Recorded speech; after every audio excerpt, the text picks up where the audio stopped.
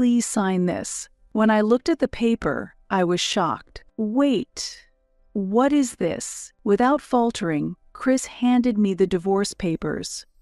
"It's clear if you look at this paper, isn't it? I want a divorce. Why all of a sudden?" "It's not sudden. I've been thinking about this for a long time. In fact, I have someone else I love, and she's pregnant with my child." "What?" It was out of the blue. I was so shocked that I just stood there speechless. Our marriage has been over for a long time, hasn't it? Indeed, things hadn't been going well between us recently, but to have an affair and a child. Wait, I just gave birth and was discharged from the hospital? We were supposed to be happy together from now on. That day was the very day I had returned from the hospital after giving birth. We were supposed to live happily as a family with our newborn. Why did this happen?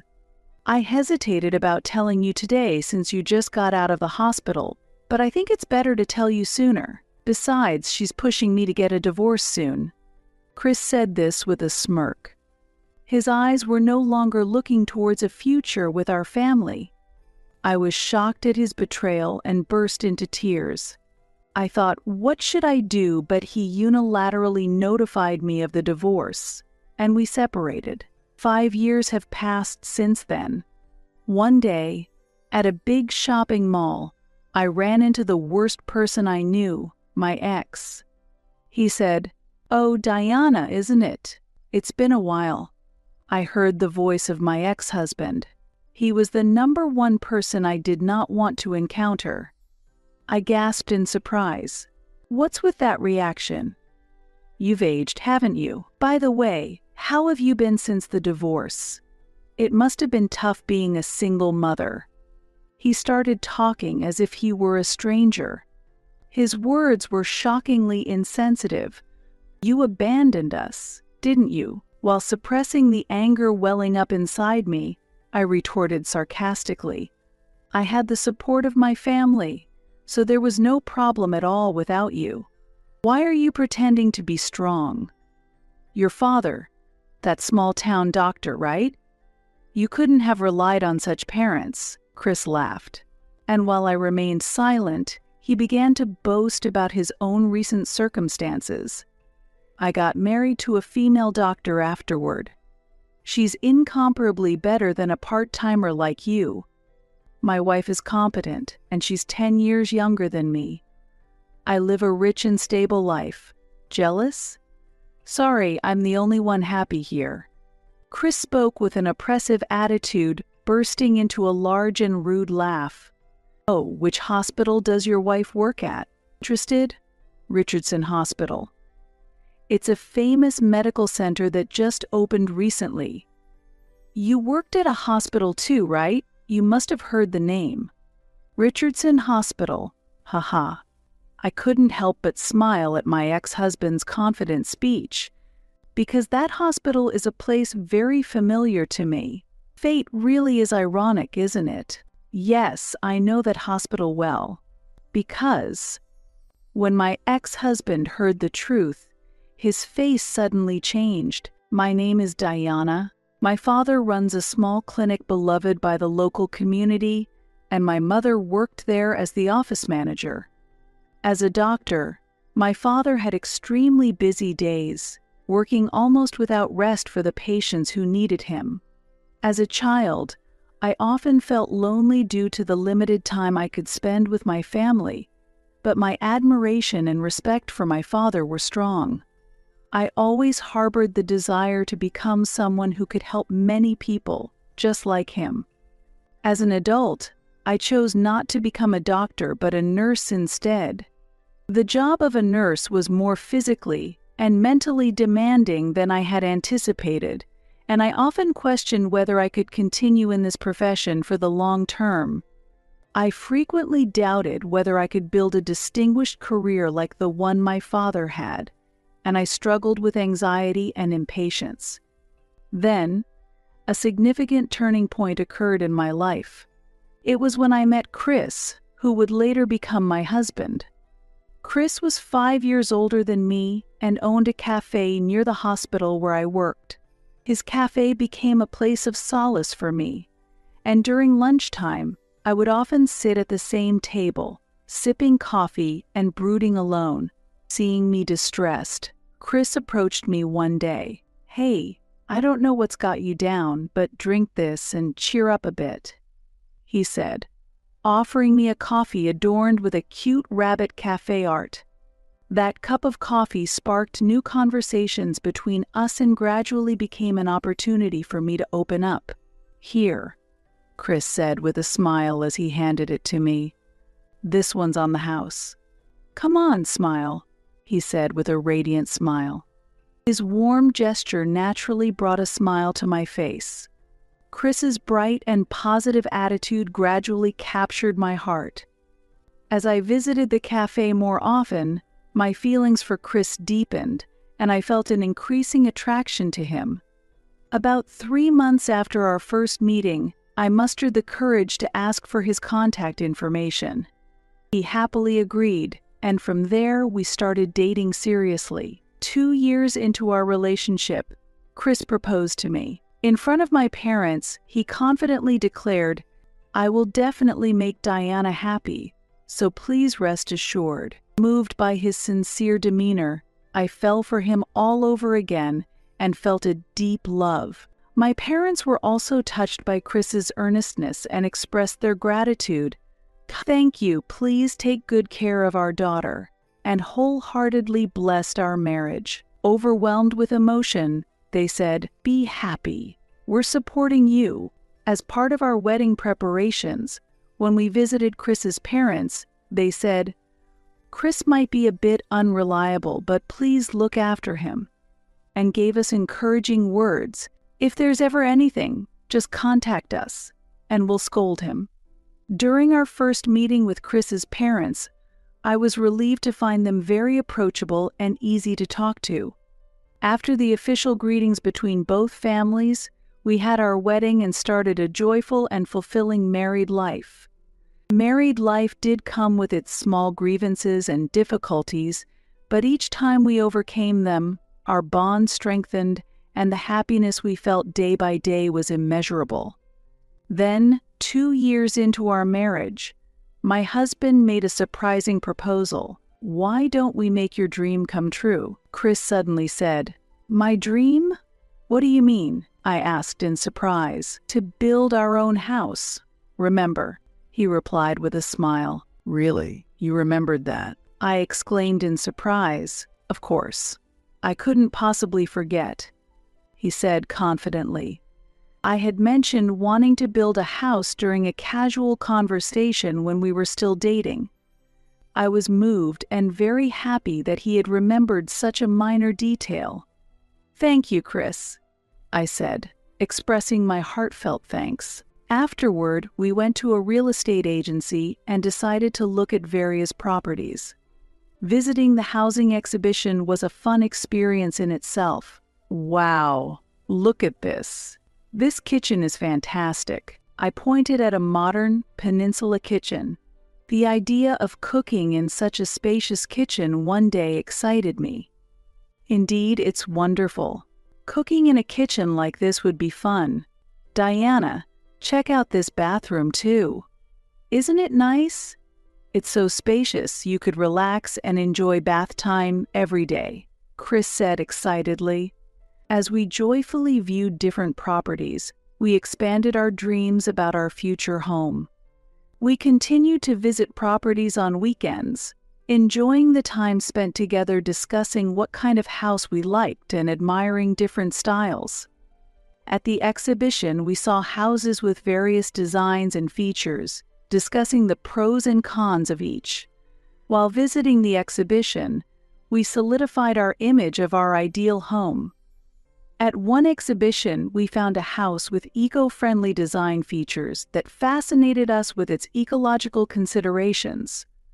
At another, we saw a house equipped with the latest smart home technology and were impressed by its advanced features. "It would be truly wonderful to live in such a house," I exclaimed. "Yes, but realistically, We need to decide which features to prioritize, Chris responded calmly. We meticulously evaluated the features of each house, striving to find the one that best suited our lifestyle. This process was sometimes challenging and filled with indecision, but the time we spent discussing it together was precious and enjoyable. Thus, we continued our discussions to find our ideal home. The time we spent together increased, and as we respected each other's opinions, we continued to dream about our future home. However, the discussion about building the house took an unexpected turn. One holiday, when we narrowed down some criteria and visited the housing exhibition again, surprisingly, we found my mother-in-law there. "Why are you here?" I asked. Her response was unexpected. "Why? Because I'll be living in the same house too. When building, it's good to include my opinions for cohabitation, right?" "What?" I couldn't hide my surprise. When had this been decided? Chris had never mentioned living together with his mother. I quietly asked Chris, out of earshot of his mother, "Chris, what's this all about? I hadn't heard anything about your mother living with us." "Oh, did I not mention it?" "What?" "Last year, after my father passed away from a heart attack, my mother seemed very lonely. I couldn't overlook that. Indeed, Chris's father had passed away unexpectedly last year. It was very sudden. Chris's parents were very close, and they would always hold hands when going out somewhere on weekends. I always felt comforted watching them. After Chris's father passed away, his mother was devastated, and we were worried, but we never thought she was actually considering living with us. I understand your feelings, but about that, I didn't have a good impression of living together and was worried whether it would work out. However, I couldn't just abandon her. What should we do? In the silence, perhaps regretting that he hadn't consulted me, Chris apologized. "I'm really sorry. Anyway, my mother is happy to hear about living together, so please accept it," he said, pointing to his mother. She was admiring the modern kitchen and bathroom, walking through the exhibition saying, "This is nice," with sparkling eyes. Seeing her enjoy herself for the first time in a long time made me smile happily too. Our relationship with her was good, and I felt if it makes her a bit happier, then it's okay. Thus, our house planning meetings progressed, and eventually our dream house took shape. Initially, she often stayed in her room, looking at pictures of her late husband and sometimes shedding tears. But life in the new house seemed comfortable for her, and gradually, she began to spend more time in the shared spaces. Initially, I was tired from being overly considerate of her, but as time passed, I found a suitable distance, and I think both of us were living comfortably. However, at one time, a casual remark from Chris created a tense atmosphere. "I think it's about time we had a child," Chris said, causing both his mother and me to exchange surprised looks. "Surprised?" I said. "We don't need to talk about that now," while lightly tapping Chris's leg to urge him to drop the subject. However, my discomfort did not get through to my insensitive husband. "But you know, we've been married for 2 years now, and Mom also wants a grandchild," he said jokingly to his mother. "Yes, of course," she replied, glancing at me with a bit of confusion. "I do want children, but there's no need to discuss it while she is here. Having children is a blessing from heaven, and it doesn't happen immediately. I do want children, but it's a blessing that doesn't just happen overnight, right?" I explained calmly, but my husband responded insensitively again. "What? It's normally easy. Let's start trying for a baby from tomorrow," I sighed. A few days after my husband's insensitive remark, my mother-in-law became completely fixated on the idea of having a grandchild and started asking about children frequently. How have you been feeling lately? Are you okay? And I prepared oysters especially for you today. Eat up and get your strength up. They're good for vitality. It became clear that not only my husband but also my mother-in-law lacked consideration. She began to pressure me more about getting pregnant. The path to pregnancy can be difficult, and it often doesn't happen right away. Months passed without any signs of pregnancy. Another year went by, and our relationship became increasingly strained. Why aren't you pregnant yet? Is there something wrong? My husband would accuse, while I retorted, "Don't blame it all on me. The problem might be with you." This led to frequent conflicts between us. Furthermore, when my mother-in-law added, "Diana, your sensitivity to cold could be affecting it. You need to keep warmer." I reached my breaking point. Trying to improve the situation, I suggested to my husband, "Hey, this trying for a baby is causing a lot of stress. What about trying fertility treatments? Let's get tested together." It seemed my husband felt something too because he agreed. "That sounds good. Let's try it." The following week, we went for a checkup at a fertility treatment center. A few days later, we both received an unexpected diagnosis: no abnormalities. Next, we decided to check my ovulation days and try at the appropriate times.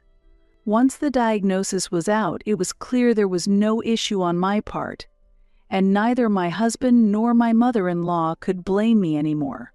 I felt relieved to have gotten tested. The results lessened my mental burden, and 2 months later, a delayed period led to the discovery of my pregnancy. When my mother-in-law heard the news of the pregnancy, she was very pleased and said, "Rest assured, I'll take care of everything at home. Take it easy and have a healthy baby." She became even more proactive in helping around the house. The change was not only in my mother-in-law but also in my husband, though, unfortunately, his change was in a negative direction. At first, my husband was happy about the pregnancy, but gradually he became colder towards me, voicing financial worries. "We have loans, and without you working, we won't have enough money." As a former nurse, I had a good income, but entering maternity leave meant a decrease in earnings. I considered delaying maternity leave, but my mother-in-law advised, "It's a physically demanding job, and we can't risk anything happening. You should rest earlier." So I decided to start my leave early. My husband seemed unhappy with this decision, grumbling, "You could have worked a bit longer. You're taking maternity leave too early. There's nothing I can do about it. Your mother is worried, and we can manage on your income alone," I replied. But he retorted angrily, "It must be nice being a woman, pushing all the work onto the man once you get pregnant." When morning sickness began, he would complain as I rushed to the bathroom, feeling sick again. It's really troublesome. It seemed that, for him, achieving the goal of pregnancy was enough, and he had little interest in what came after. The mental pressure in this situation was immense, and I often spent my days crying after he went to work. Seeing my distress, my mother-in-law kindly suggested, "Why don't you go back to your parents' house until you feel a bit calmer?" Sometimes taking some distance can help improve things. She shared that during her own pregnancy, hormonal changes often led to conflicts with her husband, and she found relief and a peaceful environment for childbirth by temporarily returning to her parents' home. Hearing this, I felt it might be wise to take some distance too. 4 months into the pregnancy, I decided to go back to my parents' home following my mother-in-law's advice. With the distance from my husband and active support from my parents, I was able to spend my maternity life peacefully. Having my father, who was a doctor, nearby also brought me a great sense of relief. Meanwhile, while I was at my parents' house, my husband seemed to relish his freedom, staying out late, and sometimes not returning home at all, as I learned from my mother-in-law. He never came to see me while I was at my parents' house, and we barely communicated. Feeling anger towards him was a natural response.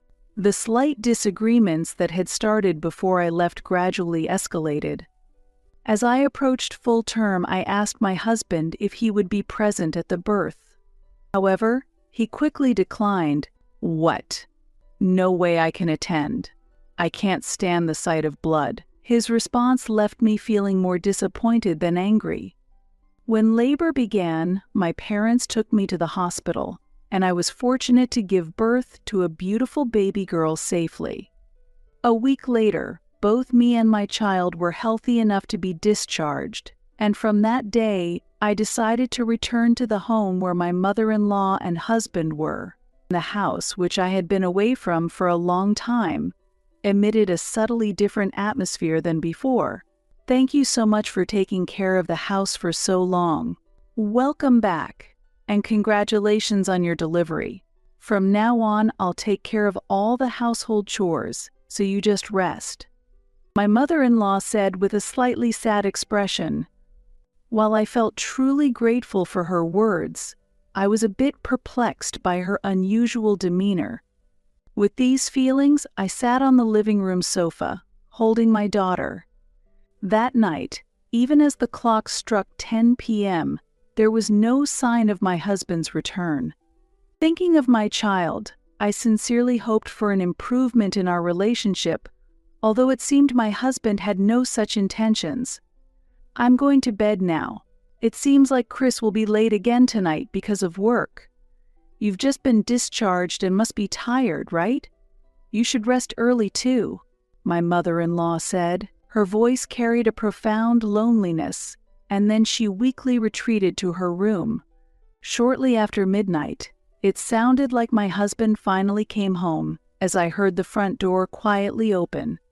"I'm home," he muttered tiredly, and quickly headed upstairs to the bedroom.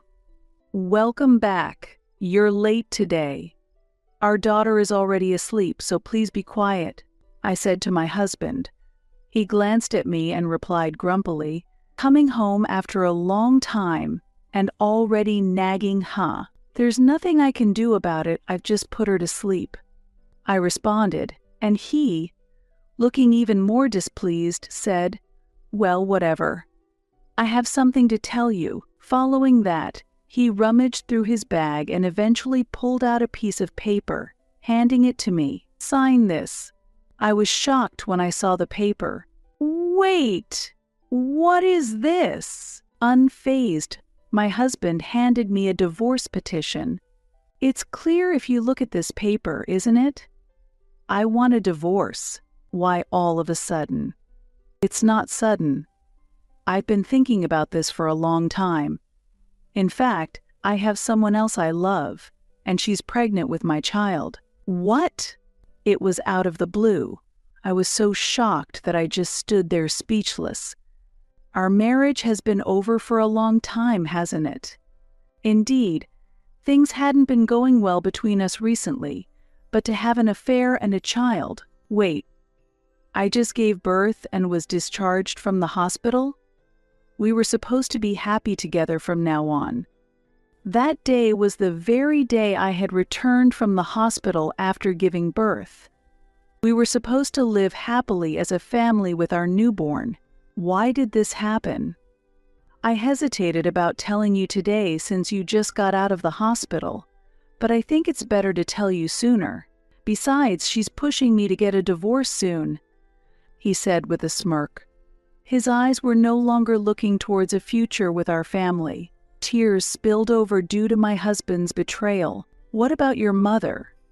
How will you explain it to her?" "Oh, my mom? She agrees with the divorce and thinks my new girlfriend is better," he said.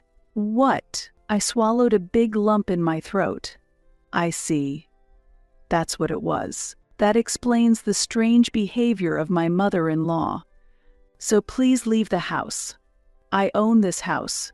Preferably go back to your parents' house by tomorrow. I've already told Mom you'll be leaving tomorrow." "What about your daughter? She's your flesh and blood too, isn't she? Right, the child. But I already have another child now, so I'll leave her upbringing to you. We'll talk about child support and property division later. Is that all for now? I'm busy, he finished. With that, my husband began to stuff my belongings into trash bags and left them by the front door. It seemed he was in a hurry to kick me out, and so the divorce proceeded unilaterally. A few days later, I negotiated the division of assets and child support through a lawyer. It all totaled up to $80,000, but my husband didn't seem particularly perturbed. That amount is fine. I'll pay it all at once, so please don't bother us, he said, half-jokingly laughing. I was surprised that he could afford to pay in one lump sum. Although I wondered where he had managed to get such funds, I was relieved that I no longer had to deal with him. Yes, I have no interest in you or your mistress anymore. Just one thing. I want you and her never to come near me and my daughter again. If you can't do that, know that I have my own ways to deal with it. My husband frowned slightly and agreed, "That's fine." A week later, he transferred the money into my account as promised.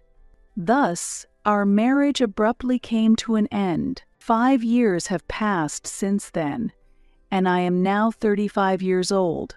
My daughter, born during that tumultuous time, is already 5 and will be starting elementary school next year.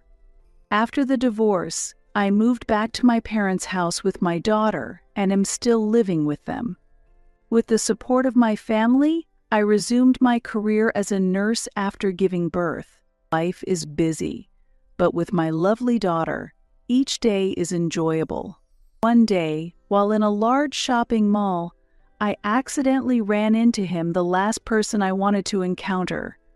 "Hey, isn't that Diana? Long time no see," he said. I heard the voice of my ex-husband, the last person I wanted to meet. I gasped in surprise. "What's with that reaction? You've aged, haven't you? By the way, how have you been since the divorce? It must have been tough being a single mother." He started talking as if he were a stranger. His words were shockingly insensitive. "You abandoned us, didn't you?" While suppressing the anger welling up inside me, I retorted sarcastically, "Thanks to my family's support, there was no problem at all without you." "What are you pretending for? Your father, that small-town doctor, right? You couldn't have relied on them." My ex-husband laughed mockingly. His sneering words made my anger rise and my hands trembled. I wanted to hit this terrible man right then and there, but I knew that wouldn't change anything. Unpleasant memories from the past flashed through my mind, and I fell silent. While I remained quiet, he began bragging about his current life. "After we split, I married a female doctor. She's incomparable to a part-timer like you. My wife is capable and 10 years younger than me. We live a wealthy, stable life. Jealous? Sorry, I'm the only one happy here." His high-handed attitude was accompanied by a loud, rude laugh. Hearing this, I understood why he was able to pay such a substantial amount in child support and property division at the time of our divorce. It must have been because his affair was discovered, and the father of his mistress must have handled it. Foon, that's good for you.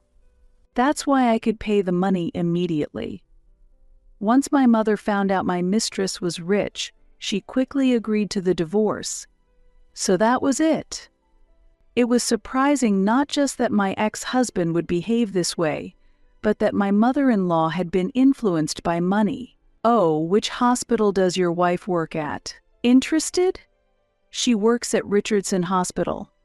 It's a newly established, well-known medical center. You've worked in hospitals before. You must have heard of it. Richardson Hospital." Ha ha ha. I couldn't help but smile at my ex-husband's confident speech. That hospital is a place very familiar to me. Fate really is ironic, isn't it? Yes, I know that hospital very well. After all, it's my father's hospital.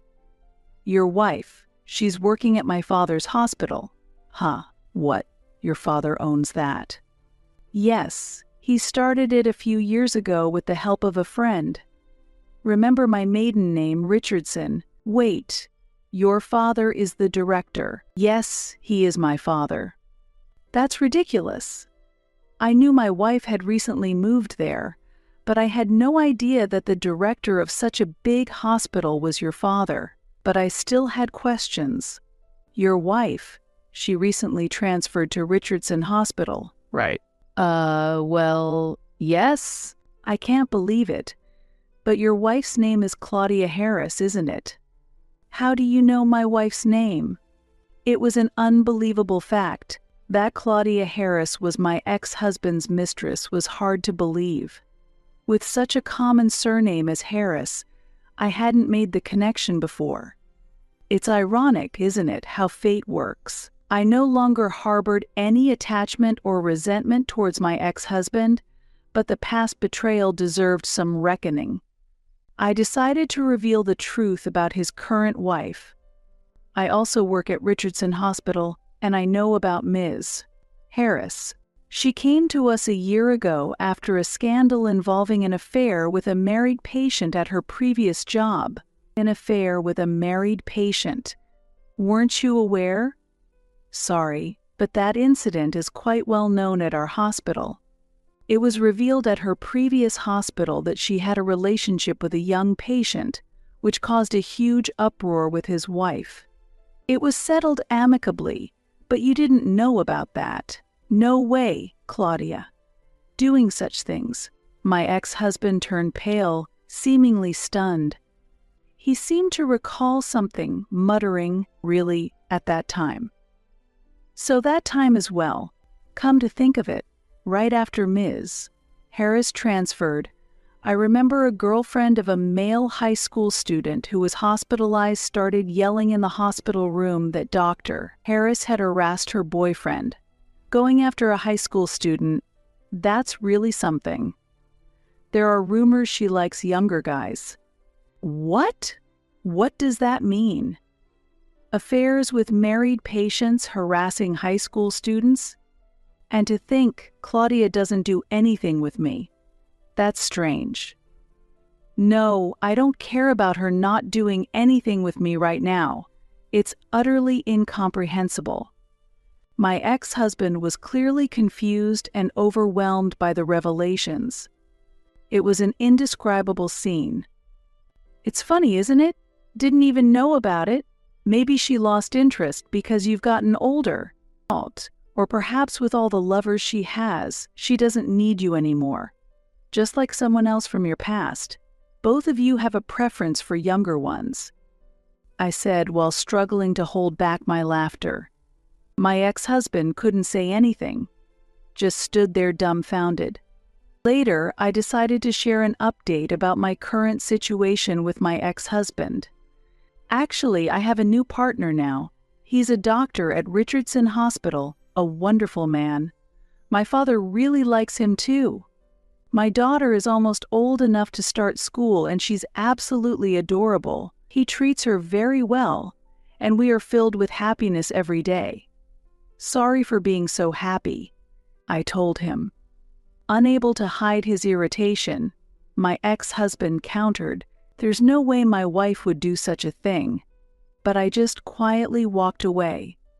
What goes around comes around indeed. After the birth of our daughter, my ex-husband left me to marry a young and attractive doctor. However, his new wife had her own issues, often engaging in affairs with younger men.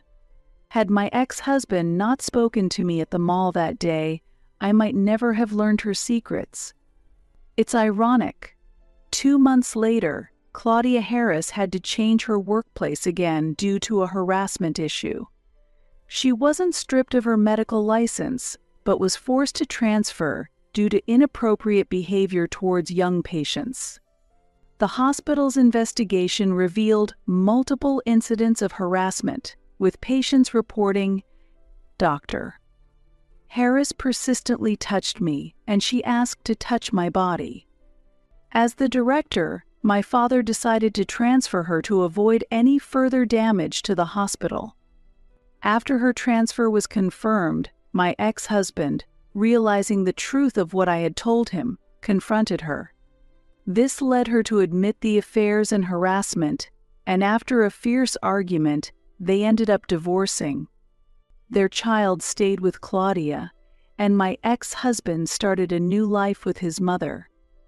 Meanwhile, I live each day feeling blessed with a loving partner, adorable children, and supportive parents. Actions always come back to you. I am committed to living honestly and correctly moving